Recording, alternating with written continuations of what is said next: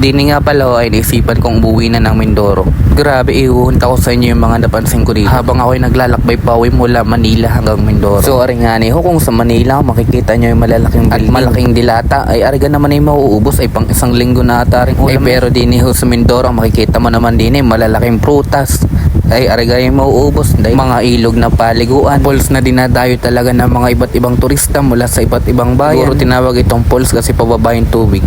Paano kaya kung paakyat yung tubig, tatawagin kaya ding pa-up? So aringani ho, nandito na ako sa Batangas Pier at sumakay na ako ng barko papunta ng Puerto Galera Oriental, Mindoro. Kababa ko pa nga lang ho din naglakad-lakad lang ako ng ilang oras at kinauna ako ng dito aking ama at mga pinsan at mga pamangkin. Grabe, para talagang artistahin ang dating ko dito kasi ang dami. Yun pala ho, kaya madaming kumaon ay nagyaya silang mag Jollibee. Aray ko. Edi ayun nga niyo, nagpalit lang ako at binaba ang aking mga gamit at diretso na kami dito sa Jollibee ng Puerto Galera. Pero bago natin ituloy, mag-shoutout muna tayo. Shoutout nga pala dyan sa pinsan ko kay Maricar mo na nasa USA. Nanonood daw siya 6:19 na umaga ngayon. Sa tita ko nasa Dubai. 3 AM niya daw napunod yung huli nating video. At ganun din kay Emmy na taga Mindanao. Alas 2:24 ng umaga niya daw pinapanood yung huli nating vlog. Ay wow, grabe. Ang layo na pala na naabot ng ating mga vlog. Kaya kung gusto mo rin magpa-shoutout, i-comment mo lang kung anong oras mo to napanood at kung taga saan ka para malaman ko kung saan na talaga umaabot ng ating mga vlog. Ay siya, balik na tayo dito sa Jollibee. Tanong ko galango, kayo nakakain na dito sa Jollibee ng Puerto Galera. Tinigaw, ano gang experience nyo dito? So aray na nga naman, nakaupo na kami at naka-order na dito sa Jollibee at kumakain na din kami dito. Ay, ang mga batang ari, ang gusto daw nila ay nakakamay dahil mas masarap nga naman kumain pag nakakamay. Diga? Ay kahit ako pag nasa bahay, hindi mo makikitang nakakutsara at tinidor. Lagi ako nakakamay at kamay.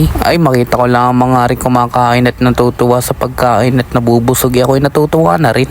Ay kita nyo gano'n naman ho, ari, wala nang imikan ay seryoso sa mga pagkain Alaw, mo pakasarapan kagat pati buto. Ay ari si Kaluklok, tinawag ako, ipapakita niya daw yung kanyang pagkain Ay talagang naman dito siya nag-almusal para dito sabay inom ng malamig na coke. Ay talagang inom, sarap. Ay ari nga yung pamangkin ko, ikasarap din ng kain ay ang kanyang kuya itulog kaya hindi na isama, hindi dinalhan na lang para pag uwi may makain naman. Kami tatlong magkakatabi kumain tapos na rin tatlong nasarap po namin hindi pa. Ay talagang sinasaid pati buto Ay ganyang masarap isama sa mga pestahan yung di nag-aaksaya ng pagkain. At ari nga tapos na kami lahat kumain maliban kay Kaluklok, talagang sinasaid niya pati mga buto. Sabi ko nga dito, tarahin naman ang guyam mo toy. Ay bago nga tayo magkalimutan i-follow niyo naman si Kaluklok at nag-uumpisa na rin siya mag-vlog. Ilalagay ko sa comment section yung link ng kanyang page. Ay sana naman isuportahan natin. Di pagkatapos namin dito kami umuwi na dito. Talaga naman ng mga re hindi na makaimik sa sobrang kabustugan. Siguradong pag-uwi ng mga re tutulog o kaya di maglalaro ulit. At ako naman pag-uwi ay nagpalit lang ng damit at ako'y paulis na ulit. Sabi nga nila parang nabisita na lang ako sa bahay. Di ganun lang ako pag nasa adult. Ay siya, di niya ako naglalakad na lang at tatapusin ko na video dahil at